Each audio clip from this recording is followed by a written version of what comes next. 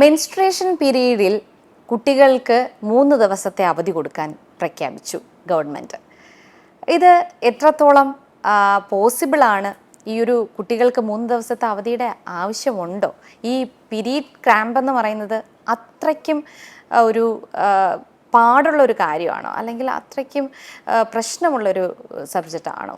നമുക്ക് സംസാരിക്കാം. നമ്മളോടൊപ്പം ഉള്ളത് സീനിയർ ഗൈനക്കോളജിസ്റ്റ് ഡോക്ടർ ലക്ഷ്മി അമ്മ.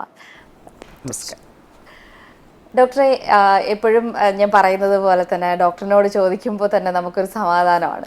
പല കാര്യങ്ങളും ഒരുപാട് സംസാരിക്കും. ഡോക്ടർ പലതും വളരെ നല്ല രീതിയിൽ വിശദീകരിച്ച് തരുന്നൊരു ഡോക്ടറാണ് എന്നുള്ള നിലയിൽ തന്നെ ഇപ്പോൾ വന്ന ഒരു കോൺസെപ്റ്റാണ് 3 ദിവസത്തെ അവധി എന്ന് പറയുന്നത്. കുട്ടികൾക്ക്, സ്കൂൾ കുട്ടികൾക്കായിരുന്നാലും കോളേജിൽ പോകുന്ന കുട്ടികൾക്കായിരുന്നാലും കൊടുക്കാം എന്നുള്ളൊരു പ്രഖ്യാപനം വന്നിട്ടുണ്ട്. പക്ഷെ അത് നിലവിലെത്തിയിട്ടില്ല. അത് വരുന്നത് കൊണ്ട് തന്നെ ഏറ്റവും നല്ലത് തന്നെയാണോ? അല്ലെങ്കിൽ ഈ ഒരു മെൻസ്ട്രേഷൻ വരുന്നത് തുടക്കത്തിലെ നമുക്ക് അങ്ങനെ ഒരു പീരീഡ് ക്രാംസ് അല്ലെങ്കിൽ വേദന അല്ലെങ്കിൽ അങ്ങനെയുള്ള പ്രശ്നങ്ങൾ ഇതൊക്കെ ഉണ്ടാവുന്നുണ്ടോ? എന്താണ് ഡോക്ടറിൻ്റെ അഭിപ്രായം? ഇത് പറയണമെങ്കിൽ എന്താണ് ഈ പീരിയഡ്സ് അല്ലെങ്കിൽ മാസമുറ എന്നുള്ളത് നമ്മൾ മനസ്സിലാക്കണം. പലർക്കും ഇപ്പോൾ കേരളത്തിൽ ഭയങ്കര ലിറ്ററസി റേറ്റ്, സാക്ഷരത ഏറ്റവും കൂടി നിൽക്കുന്ന സംസ്ഥാനമാണ്.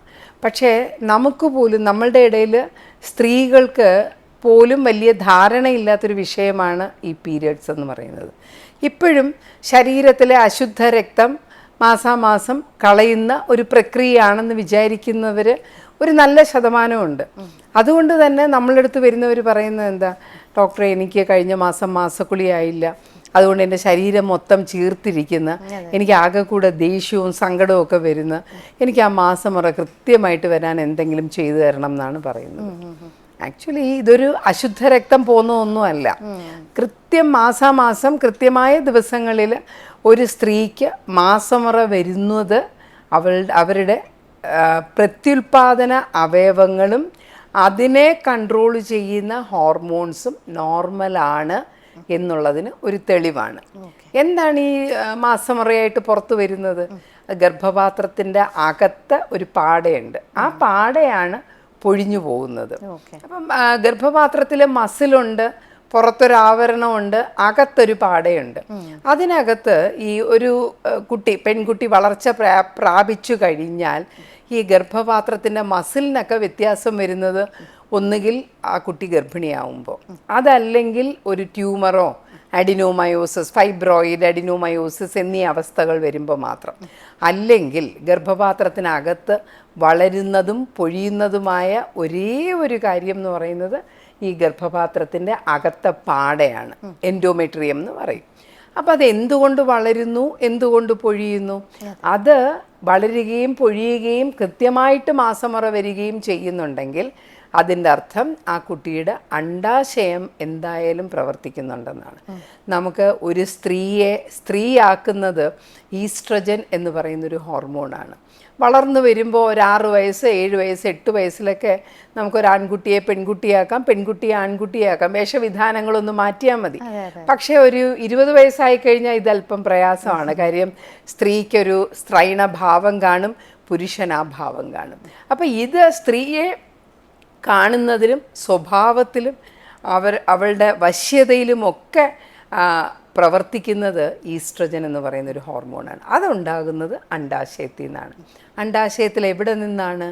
അത് മാസാമാസം വ്യത്യാസം വന്നുകൊണ്ടിരിക്കും. ഒരണ്ടം മാസമുറ വരുമ്പോൾ നമ്മളൊന്ന് ആലോചിച്ചാൽ മതി, അണ്ഡാശയത്തിനകത്ത് ഒരണ്ടം വളർന്നു തുടങ്ങും. ആ അണ്ടം വളർന്നൊരു 2 സെൻറ്റിമീറ്റർ ആവുമ്പോഴാണ് അത് പൊട്ടി വയറ്റിനകത്തേക്ക് വീഴുന്നത്. അത് പൊട്ടുന്നിടം വരെ, അതായത് ഓവുലേഷൻ വരെ ഈ അണ്ടത്തിൽ നിന്നുണ്ടാവുന്ന ഹോർമോണാണ് ഈസ്ട്രജൻ. ആ ഈസ്ട്രജൻ വന്ന് ഗർഭപാത്രത്തിൻ്റെ ആ പാടയെ വളർത്തിക്കൊണ്ടുവരും. മാസമുറ വന്ന് എല്ലാ പാടയും അങ്ങ് പാടെ പൊഴിഞ്ഞു പോകും. പിന്നെ 4 മില്ലിമീറ്ററിൽ നിന്ന് വളർന്ന് അതൊരു 1 സെൻറ്റിമീറ്ററൊക്കെ ആയിക്കഴിയുമ്പോഴായിരിക്കും അവിടെ അണ്ടം പൊട്ടുന്നത്. അപ്പോൾ പൊട്ടിക്കഴിഞ്ഞാൽ പിന്നെ വരുന്നത് പ്രൊജസ്ട്രോണാണ്. ആ അണ്ടത്തിൽ നിന്ന് പൊട്ടിക്കഴിഞ്ഞ് ബാക്കിയിരിക്കുന്നതിനകത്ത് കോർപ്പസ് ലൂട്ടിയം എന്ന് പറയും, അതിനകത്തുനിന്ന് വരുന്നത് പ്രൊജസ്ട്രോണാണ്. ഈ പ്രൊജസ്ട്രോണും വന്ന് ഗർഭപാത്രത്തിൻ്റെ അകത്തെ പാടയിൽ വ്യത്യാസങ്ങളുണ്ടാക്കും. എന്ത് വ്യത്യാസം? അതിനെ വളർത്തിക്കൊണ്ട് പോകത്തില്ല. വളർച്ച നിർത്തിയിട്ട് അതിനകത്ത് കുറച്ച് ഫ്ലൂയിഡും ഒക്കെ നിറച്ച് വളരെ സോഫ്റ്റ് വെൽവെറ്റി ആയിട്ടുള്ളൊരു ബെഡാക്കും. ഇതെന്തിനാണ്? അതായത് പ്രഗ്നൻ്റ് ആകുകയാണെങ്കിൽ, കുഞ്ഞു വരികയാണെങ്കിൽ കുഞ്ഞിനൊരു മെത്ത, അതാണ് ആ കോൺസെപ്റ്റ്. അപ്പോൾ അതിനകത്ത് ഗർഭപാത്രത്തിൻ്റെ ആ ലൈനിങ്ങിൻ്റെ കട്ടി കൂടുന്നില്ല, അത് സോഫ്റ്റ് ഒരു മെത്തയായിട്ട് മാറുന്നു. ഒരു 10-23 ദിവസം ആകുമ്പോഴത്തേക്കും ഈ ചില ഹോർമോൺ പ്രവർത്തനം, എല്ലാം കൂടെ പറഞ്ഞാൽ അതൊരു ബുദ്ധിമുട്ടാവും. അപ്പോൾ ഈ ഹോർമോൺ പ്രവർത്തനങ്ങൾ കൊണ്ട് തന്നെ ഈ കോർപ്പസ് ലൂട്ടിയം, പ്രൊജസ്ട്രോൺ ഉണ്ടാക്കുന്ന ആ ഒരു അണ്ടാശയത്തിലെ വസ്തു പതുക്കെ ചുരുങ്ങാൻ തുടങ്ങും. അപ്പോൾ അതിനകത്തുനിന്ന് ഹോർമോൺ വരുന്നത് നിൽക്കും. ഈ നമ്മുടെ ഗർഭപാത്രത്തിനകത്തെ ലൈനിങ്ങിനെ പിടിച്ചു നിർത്തുന്നത്, വളർത്തി നിർത്തുന്നത് ഈസ്ട്രജനും പ്രൊജസ്ട്രോണുമാണ്. അപ്പോൾ കോർപ്പസ് ലൂട്ടിയത്തിൽ നിന്ന് വരുന്ന ഹോർമോൺ കുറയുമ്പോഴത്തേക്കും ഈ നമ്മുടെ ഗർഭപാത്രത്തിനകത്തെ പാട പൊഴിഞ്ഞു വെളിയിൽ വരും. അത് പറഞ്ഞു വരുമ്പോൾ അതിൻ്റെ കൂട്ടത്തിൽ കുറച്ച് ബ്ലഡും ഒക്കെ വരും. അപ്പോൾ ആ ലൈനിങ്ങിൻ്റെ കട്ടി കൂടുതലാണെങ്കിൽ രക്തസ്രാവം കൂടുതലായിരിക്കും. ലൈനിങ്ങിൻ്റെ കട്ടി കുറവാണെങ്കിൽ രക്തസ്രാവം കുറവായിരിക്കും. അപ്പോൾ എപ്പോഴാണ് ഈ ലൈനിങ്ങിൻ്റെ കട്ടി കൂടുന്നത്? ഈ വളർന്നുകൊണ്ട് വരുന്ന ആ പാടയ്ക്കൊരു ചെക്ക് ഇടാനായിട്ട് പ്രൊജസ്ട്രോൺ വന്നില്ലെങ്കിൽ. പ്രൊജസ്ട്രോൺ ഉൽപാദനം നടന്നു കഴിഞ്ഞാൽ, അണ്ടവിസർജനം നടന്നു കഴിഞ്ഞാൽ അത് പ്രൊജസ്ട്രോൺ ഉണ്ടാക്കും. അണ്ടവിസർജനം നടന്നില്ലെങ്കിൽ, നമ്മൾ പറയും അനോവുലേറ്ററി സൈക്കിൾ, അപ്പോൾ നമുക്ക് ഈ ഈസ്ട്രജൻ്റെ ഇഫക്റ്റ് ഇത് വളർന്ന് പോയിട്ട് അത് ഒന്നുകിൽ ഒരുപാട് ദിവസം നിൽക്കും. 4 ദിവസം ബ്ലീഡിങ്ങിന് പകരം കുറേ ദിവസം ബ്ലീഡിങ് നിൽക്കും. അതിൻ്റെ അളവും കൂടുതലായിരിക്കും, കട്ടയായിട്ട് പുറത്തു പോകും. അപ്പോൾ ഇത് കൃത്യമായിട്ട് നടക്കണം എന്നുണ്ടെങ്കിൽ അണ്ടോൽപാദനം കൃത്യമായിട്ട് നടക്കണം. മാസമുറ കൃത്യമായിട്ട് കൂടുതലില്ലാതെ നടക്കണം എന്നുണ്ടെങ്കിലും, ഈ അണ്ടോൽപാദനം താമസിച്ച് നടന്നാലും നടന്നില്ലെങ്കിലും ചിലപ്പോൾ ഒന്നുകിൽ ബ്ലീഡിങ് വരികയില്ല, അല്ലെങ്കിൽ കൂടുതൽ രക്തസ്രാവം വരും. അപ്പോൾ ഒരു വേദനയുടെ കാര്യം ചോദിച്ചല്ലോ. സാധാരണ ഈ ഓവുലേഷൻ നടക്കുന്ന സൈക്കിളിൽ പ്രൊജസ്ട്രോൺ 23ാമത്തെ ദിവസമാകുമ്പോൾ ഞാൻ പറയും ആ ഹോർമോൺ അങ്ങ് തീർന്നു പോയി. ആ ഹോർമോൺ തീരുമ്പോഴത്തേക്കും ഈ എല്ലാത്തിനെയും വളർത്താൻ വേണ്ടി രക്തക്കൊഴലുകളൊക്കെ വലുതായിക്കൊണ്ടിരിക്കും പ്രൊജസ്ട്രോണിൻ്റെ എഫക്റ്റിൽ. ആ പ്രൊജസ്ട്രോൺ പോയി കഴിയുമ്പോൾ രക്തക്കൊഴലുകളൊക്കെ അങ്ങ് പെട്ടെന്ന് ചുരുങ്ങി കഴിയുമ്പോൾ അതിനകത്ത് പ്രോസ്റ്റഗ്ലാൻഡിൻ എന്ന് പറഞ്ഞൊരു സാധനം വരും, ഒരു വസ്തു വരും. അതാണ് ഈ യൂട്രസിനെ പിടിച്ച് പെയിൻ ഉണ്ടാക്കുന്നത്. അതിങ്ങനെ കൺട്രാക്ട് ചെയ്യുകയും ചുരുങ്ങുകയും വികസിക്കുകയും ചെയ്യുമ്പോഴാണ്, എപ്പോഴും ഇത് അനുഭവിച്ചിട്ടുള്ളവർക്കറിയാം, വേദന അങ്ങോട്ട് വരും, ഭയങ്കരമായിട്ട് കടുക്കും, പിന്നെ അങ്ങ് പോകും.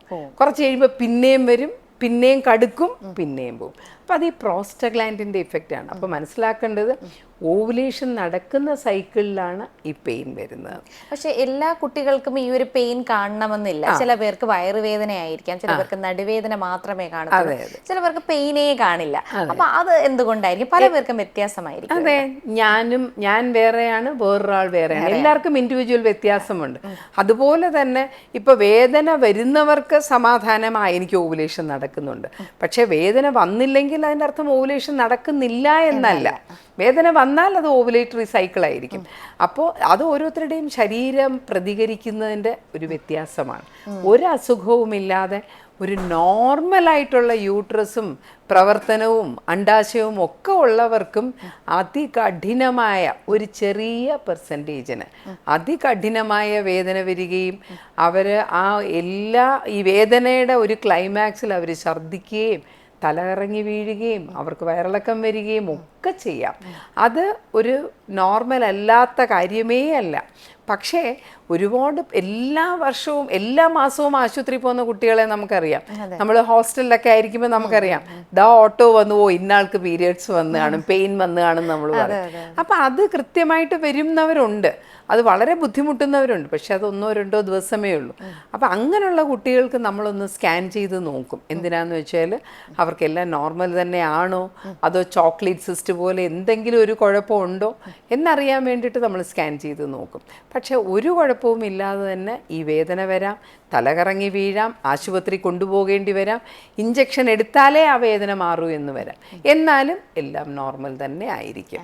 ഈ വേദന വന്നില്ലെങ്കിലും അതും നോർമൽ തന്നെ നമുക്ക് വിചാരിക്കാം. മാസക്കുളി കൃത്യമായ ദിവസങ്ങളിൽ വരുന്നുണ്ട്, ബ്ലീഡിങ് ഒരുപാട് പോകുന്നില്ല എന്നുണ്ടെങ്കിൽ അതൊരു നോർമൽ സൈക്കിൾ തന്നെ നമുക്ക് വിചാരിക്കാം. പിന്നെ ഈ അവധി കൊടുക്കുന്ന കാര്യം പറഞ്ഞല്ലോ, അതൊരു ഗവൺമെൻറ് പോളിസിയാണ്. അതിനെപ്പറ്റി പറയാൻ ഞാൻ ആളല്ല. പക്ഷേ എൻ്റെ ശാസ്ത്രീയ വശം പറയുകയാണെങ്കിൽ എല്ലാ നിയമങ്ങളും നന്നായിട്ട് ഉപയോഗിച്ചാൽ അത് നന്ന്. പക്ഷേ ഒരു അവധി കിട്ടും എന്ന് പറഞ്ഞ് നമ്മളത് മനഃപൂർവ്വമായിട്ട് കാരണമില്ലാതെ അവധി എടുക്കരുത്. അതായത് സ്ത്രീകൾക്ക് ഇങ്ങനെ ഒരു ബുദ്ധിമുട്ടുണ്ടെങ്കിൽ അതിനൊരു ഒഫീഷ്യൽ ലീവ് ആയിക്കോട്ടെ എന്നുള്ള രീതിയിലായിരിക്കണം അത് കൊടുത്തത്. അപ്പോൾ ബുദ്ധിമുട്ടില്ലാത്തവർ ആ ലീവ് എടുത്ത് വേറെ കാര്യങ്ങൾക്ക് പോവരുത്. അങ്ങനെ ദുരുപയോഗം ചെയ്യാനൊരു സാധ്യതയുണ്ട്. എന്നാൽ ബുദ്ധിമുട്ടുള്ളവർക്ക് ആരോടും പറയാതെ നമുക്ക് അവകാശപ്പെട്ട ലീവ് എടുക്കാനും പറ്റും. അത് നന്നായി ഉപയോഗിക്കുകയാണെങ്കിൽ അത് നല്ലത് തന്നെയാണ്. പണ്ടുള്ളവർ അങ്ങനെ ലീവോ അങ്ങനെ അവര് ഇത്രയും സ്ട്രഗിൾ ചെയ്ത് വന്ന ആൾക്കാരാണ്. അപ്പൊ ഇപ്പോൾ ഉള്ളവർക്ക് അങ്ങനെ ഒരു ലീവും കാര്യങ്ങളും സ്ട്രഗിൾ ഇല്ലാത്ത ഒരു ലൈഫ് കൊടുക്കുമ്പോഴത്തേക്കും അവര് ലൈഫ് വളരെ സിമ്പിൾ ആയിട്ട് കണ്ടുപോവില്ലേ? അങ്ങനെയില്ല. വേദന നമ്മൾ ഒരിക്കലും അക്സെപ്റ്റ് ചെയ്യാൻ പാടില്ല. ആർക്ക് വേദന വന്നാലും നമ്മൾ പ്രസവ മുറിയിൽ പണ്ട് പറഞ്ഞുകൊണ്ടിരുന്നത് എന്താണ്, പ്രസവമായ ഇച്ചിരി വേദനയൊക്കെ എടുത്തു നൊന്ത് പ്രസവിക്കണം അമ്മമാരെന്ന്. ആ കോൺസെപ്റ്റൊക്കെ പോയി. വേദന ഏത് തന്നെയാണെങ്കിലും ഇപ്പോൾ ഒരു മെഡിക്കൽ പ്രൊഫഷണൽ എന്ന നിലയിൽ ഞാൻ പറയുകയാണ്, വേദന pain should never be accepted. പെയിനെ നമ്മൾ അതിങ്ങനെ തന്നെയാണ്. പെയിൻ അനുഭവിച്ചാലേ. ഇപ്പോൾ ചെറിയ കുട്ടികൾക്കൊക്കെ വേദന വന്നു കഴിഞ്ഞാൽ അതുങ്ങൾ കഷ്ടപ്പെടുന്നത് കാണണം. പിന്നെ വേറൊരു കോൺസെപ്റ്റും കൂടെ ഉണ്ട്. ഈ വേദന വരുമ്പോൾ ഗുളിക കൊടുത്തു കഴിഞ്ഞാൽ ഇതൊക്കെ കെട്ട ഗുളികയാണ്, ഇതൊക്കെ കഴിച്ചാൽ പിന്നെ നിനക്ക് ഭാവിയിൽ കുഞ്ഞുങ്ങളുണ്ടാവില്ല എന്ന് വീട്ടിലുള്ളവർ പറഞ്ഞാൽ പിന്നെ തീരെയും കുഞ്ഞുങ്ങൾ കഴിക്കില്ല. ഞാൻ സ്കൂൾസിലൊക്കെ സംസാരിക്കാൻ പോകുമ്പോൾ ഞാൻ അവരുടെ അടുത്ത് പറയും, അമ്മമാരോട് പറയണം ഡോക്ടർ പറഞ്ഞിട്ടുണ്ട് വേദനയ്ക്ക് ഗുളിക കഴിക്കാം എന്നുള്ളത്. അതുകൊണ്ട് നമ്മൾ വേദന അനുഭവിച്ചോട്ടെ എന്ന് നമ്മൾ വിചാരിക്കേണ്ട കാര്യമില്ല. നമുക്ക് വേറെ പല കാര്യങ്ങളിലും അവരെ ശക്തരാക്കാം. ഈ കാര്യത്തിൽ, വേദനയുടെ കാര്യത്തിൽ വേണ്ട. എല്ലാം അറിഞ്ഞു വളരട്ടെ കുഞ്ഞുങ്ങളെ. സത്യമാണ്, കഴിഞ്ഞ ജനറേഷൻ വളർന്ന പോലെയല്ല ഈ ജനറേഷൻ. എല്ലാം നമ്മൾ ചെയ്തു കൊടുക്കുന്നതുകൊണ്ട് അവർക്ക് ജീവിതത്തിൽ പ്രതിസന്ധികളെ തരണം ചെയ്യാനുള്ള കഴിവ് കുറവാണ്. അത് ഇതിൻ്റെ കാര്യത്തിലല്ല, ബാക്കിയുള്ള കാര്യത്തിൽ നമ്മൾ അവരെ ഇൻഡിപെൻഡൻ്റ് ആക്കണം. വളരെ കുഞ്ഞു കുട്ടികളെ ഈ പീരീഡ്സിന്റെ പേര് പറഞ്ഞിട്ട് 3 ദിവസത്തെ അവധി കൊടുക്കണോ എന്നുള്ള ഒരു ചോദ്യത്തിനായിരുന്നു നമ്മൾ ഒരുപാട് കാര്യങ്ങൾ സംസാരിച്ചത്. എനിവേ ഡോക്ടർ അത് വളരെ നല്ല രീതിയിൽ വിശദീകരിച്ച് തന്നു. വളരെയധികം നന്ദി ഡോക്ടർ.